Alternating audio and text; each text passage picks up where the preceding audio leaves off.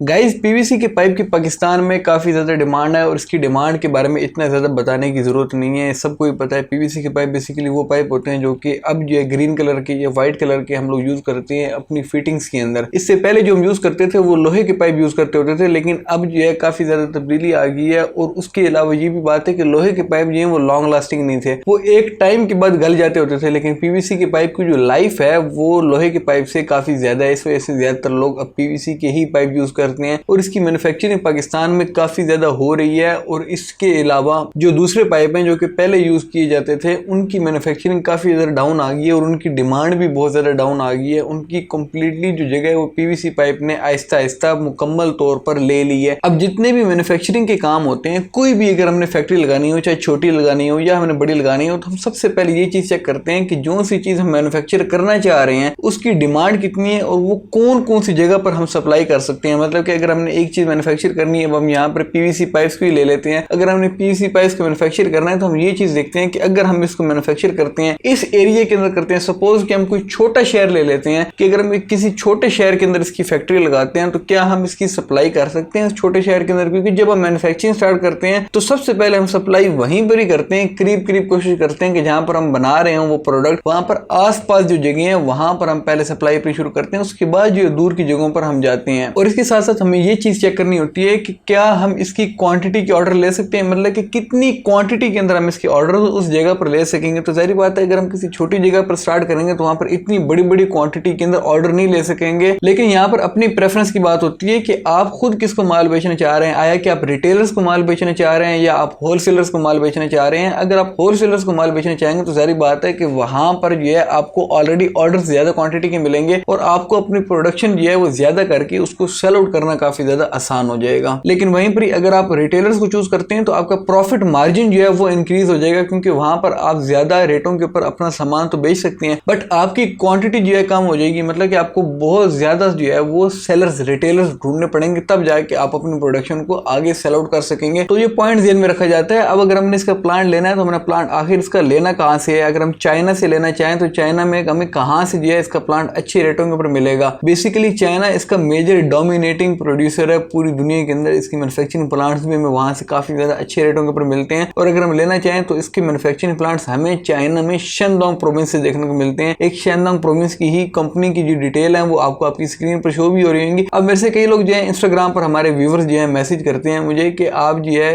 Company का नाम तो बता देते हो लेकिन उनका कॉन्टैक्ट नंबर वगैरह नहीं देते। तो सिंपली आप इसमें से किसी भी कंपनी, जो सी कंपनीज के बारे में मैं आपको डिटेल बताता होता हूँ, आप उसमें से कोई भी कंपनी, जितनी कंपनीज की भी मैं आपको डिटेल्स देता होता हूँ, आप उनको सिंपली जो गूगल पर भी टाइप करेंगे तो वहां पर भी आपको उनकी मुकम्मल डिटेल सामने आ जाएंगे और वहां पर आप उनसे डायरेक्टली कॉन्टैक्ट कर सकते हैं, उनसे प्रोडक्ट के बारे में मुकम्मल तौर पर इंफॉर्मेशन ले सकते हैं। इंफॉर्मेशन जो है आपको लेने का तरीका आना चाहिए। जाहिर बात है कि आप इस तरीके से कभी भी इंफॉर्मेशन ना लीजिएगा कि हमें जो है मतलब कि आप कैटलॉग सेंड कर दें, ऐसा काम ना कीजिएगा, बल्कि उनसे डायरेक्टली जो है वो क्वेश्चंस कीजिएगा वहां पर। और क्वेश्चंस के अंदर कुछ क्वेश्चन जो है काफी ज्यादा इंपॉर्टेंट होते हैं। उनमें से सबसे ज्यादा जरूरी जब आप मशीनरी ले रहे हो तो ये होता है कि आप उससे प्रोडक्शन क्वालिटी के बारे में सवाल करें और साथ ही साथ आप उसको बोलें कि हमें प्रोडक्शन क्वालिटी इसकी चेक करवाएं। आप अपना रॉ मटेरियल वहां पर भेजें या उनसे जो है मतलब कि रॉ मटेरियल की अगर आपने डील करनी हो तो उनकी रॉ मटेरियल के ऊपर जो प्रोडक्शन होती है वो प्रोडक्शन आप मंगवा के उसको चेक करें, यहाँ पर आके उसको क्वालिटी चेक करें। जब क्वालिटी चेक करने के बाद आपको मुकम्मल तौर पर तसल्ली हो जाए कि ये जो प्रोडक्शन क्वालिटी है ये ऑलरेडी जो पाकिस्तान में बन रही है उससे ज्यादा बेहतर है, तो वहां पर आपके लिए डिसीजन मेकिंग काफी ज्यादा आसान हो जाएगी और आपको ऑर्डर्स बहुत ज्यादा आसानी से मिल जाएंगे। जाहिर बात है कि प्रोडक्शन क्वालिटी के ऊपर डिपेंड करता है कि आप कितनी क्वालिटी का माल बना रहे हैं। अगर आप अच्छी क्वालिटी का माल बनाएंगे तो ऑब्वियसली जो आपको ऑर्डर्स मिलेंगे वो ज्यादा मिलेंगे और आप दूसरे जो प्रोडक्शन जो कर रहे हैं दूसरे मैन्युफैक्चरर से काफी ज्यादा अच्छे तरीके से आप कम्पीट कर सकेंगे। इसके अलावा प्राइस टर्म्स भी देखनी होती है कि वो CIF दे रही है, DDP दे रही है या FOB दे रही है या EXW दे रही है, कौन सी प्राइस टर्म वो कंपनी दे रही है। अब अगर आपको वो CIF दे तो काफी ज्यादा बेहतर है, लेकिन अगर आपको DDP दे तो वो बेस्ट है आपके लिए, क्योंकि DDP के अंदर ये होता है कि जो सी भी कंपनी से आप माल ले रहे होंगे उसके साथ जो आपने रेट तय करना है उसके अंदर वो आपको पहुंच जो है आपकी मैन्युफैक्चरिंग प्लांट जो है प्रोवाइड करेगा। उसके अंदर इंक्लूडिंग होएगा, फ्रेट भी इंक्लूड होगा और उसके अलावा आपकी ड्यूटीज वगैरह जितने भी चार्जेस होते हैं वो सारे के सारे इंक्लूड होंगे। बट अगर CIF देता है तो CIF के अंदर ये होगा कि आपकी जो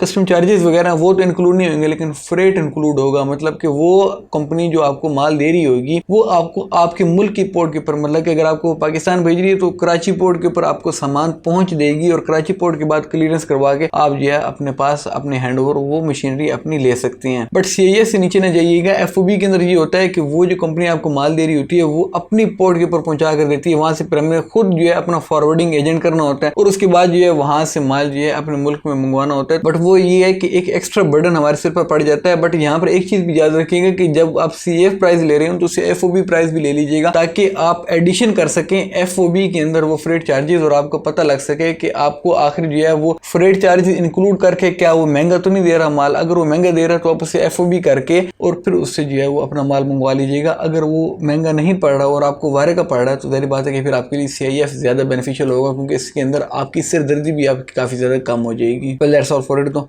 अल्लाह हाफिज़, टेक केयर ऑफ योरसेल्फ।